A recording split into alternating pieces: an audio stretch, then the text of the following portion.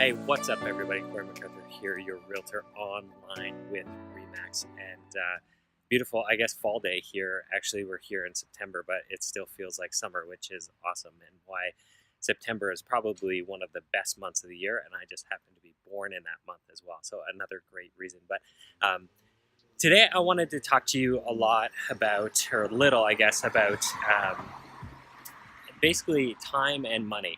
I joke with my dad now because I can almost finish his sentence when I talk to him. Sometimes he's famous for saying, well, you know, it all costs time and money. And that's true for the most part.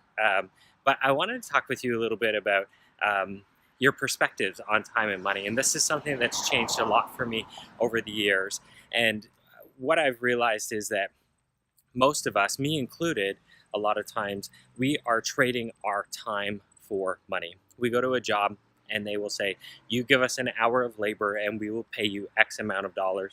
My business is a little bit different, where if you actually complete a task, no matter how much time I put into it, that is what causes me to actually, let me get me back in focus here, but when I complete a house, sell a house, or I help somebody buy a house, that's when I get paid. No matter how much time or how little time I put into it, either way, I've still had to put time into it. So in a sense, I am trading time for money.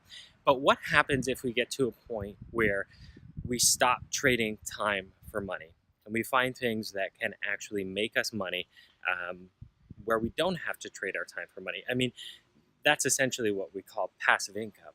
Passive income is something that we can do, and it will passively generate income for us. So investing your money in the stock market or into a mutual fund or into rental properties, that could all be considered passive income. But it's not necessarily all that passive, as most people find out. If you want to do it well, then you need to be somewhat engaged and trade some of your time to get the result that you want. Now, that being said, what I've started to do in my own business is, as I grow my real estate career, as I work with more and more people, there is more and more people that want my time. Whether they want me to work with them, help them find a house, sell their house, whatever it may be, find investment properties, those are all worthwhile things. But I hit a certain point in my career where I said, is it worth trading my time for that money? So I have certain people that want to possibly look at small cottages about an hour outside of London. Their budget is under 200 grand. To me, that is not worth my time at this point. I would love to help them. It's not that they're not worthy of my time or anything like that. It's just that my time could be better spent elsewhere. And a lot of times what it comes down to, when I think about it, is what am I sacrificing? And a lot of times it has nothing to do with the money.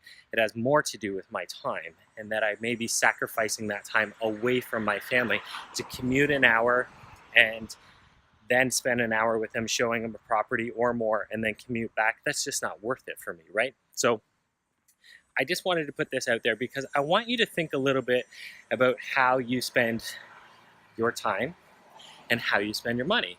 And are you spending your money in a way that can actually create more time for you?